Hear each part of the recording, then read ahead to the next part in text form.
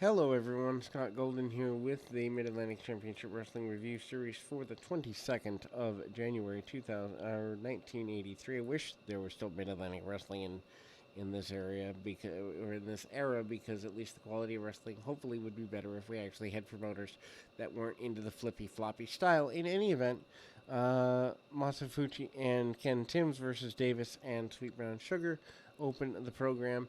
Basic stuff. Fuji, obviously, with the Japanese nature to things, certainly has more of a collegiate style, mat wrestling based style. Nothing wrong with that, actually, a good thing in a lot of ways. Sweet Brown Sugar comes in, he gets a couple of leapfrogs, and then into drop kicks, basic maneuvers.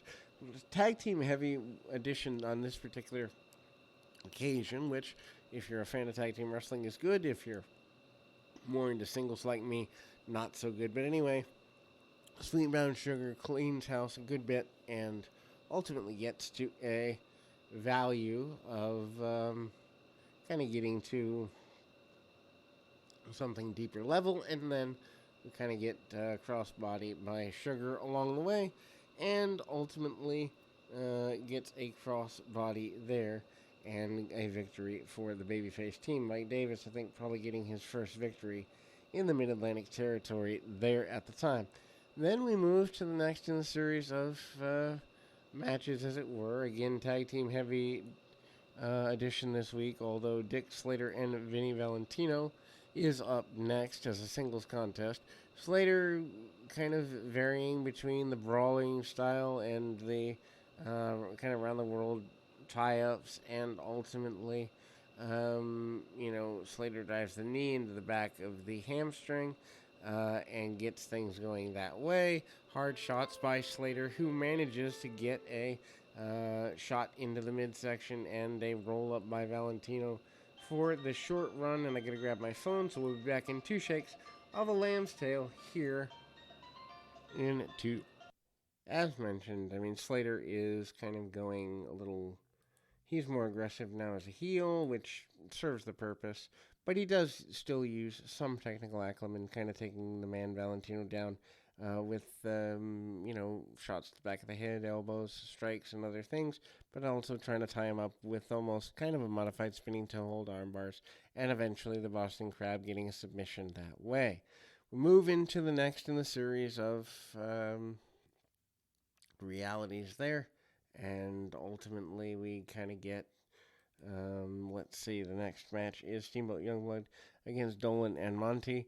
Obviously, this is a shine for Steamboat and Youngblood returning as a team. Not exactly a match that has a lot of back and forth to it, although Dolan shows a little bit more, I don't know if I'd say aggression assertion, but, Dolan and Monty kind of take over a little bit, back elbows and the like by Dolan. Dolan takes Youngblood, who has been out with an injury for a longer period of time, in a situation there, and some hard shots, knees into the midsection, and strikes, punches, kicks to the top of the head. Steamboat seems to be the stronger individual in this particular venture, crossbody, and eventually Steamboat and Youngblood get the victory here. Then, of course, you've got Cheryl Oliver Humperdinck, the House of Humperdinck, promoting itself there. The attempted slams of the one-man gang, including the return of Dizzy Hogan. Hogan has, in fact, used previous slam attempts. Also, Jimmy Valiant comes in and encourages everybody.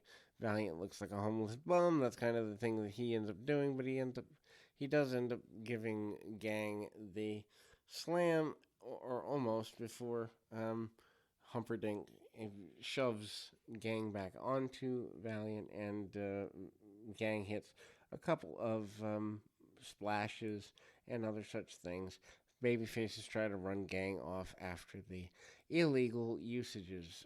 We see the television champion, Mike Rotundo, hitting a splash in um, in or making a splash, saying he wants to challenge Ric Flair.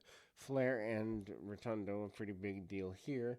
Non-title match with Bill White up next for Rotundo there. And I mean, ultimately, Nothing wrong with that. The match is pretty evenly matched.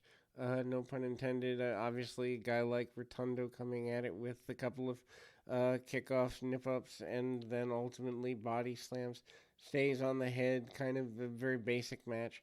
Tries to roll to shoot to half, and Rotundo in good control here. Good quality enhancement match. Bill White probably could have been more at some point in his career.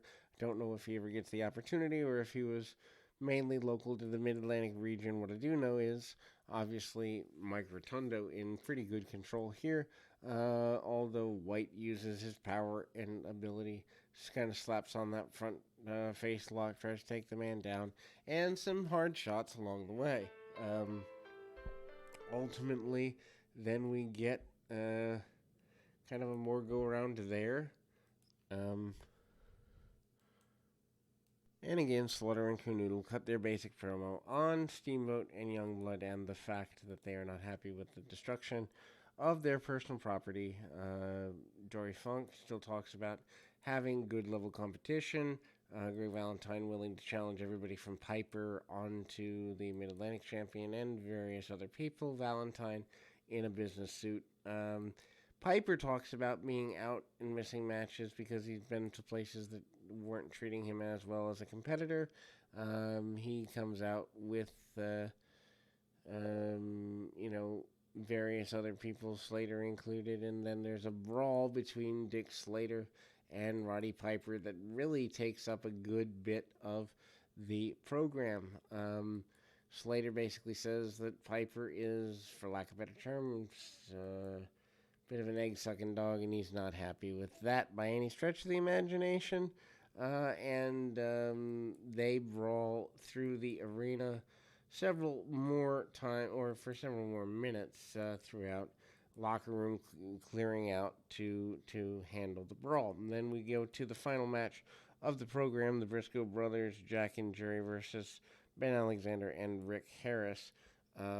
Obviously, the Briscoes have been tag team champions. Obviously, Jack Briscoe, a former NWA World Champion, and this enhancement match here more as a standby and to try to fill time a little bit more than to be a major match. But at the same time, it's still here, and Jack and Jerry do take down Ben Anderson pretty well, stay in control of him on a consistent basis, and manage to do everything they possibly can to keep that going in a meaningful measure. So, that ultimately leads to the Briscoes getting a victory here, figure 4 by Jerry Briscoe, or actually Jack Briscoe, and the figure 4 battle is quite a thing. Steamboat comes out, Piper endorses wanting to get his hands on Slater. Steamboat and Youngblood are out and endorse the Briscoes, and vice versa, and the elimination of Humperdinck's army is the main focus for everybody involved. We then close the program on that note. We'll be back with more right after this.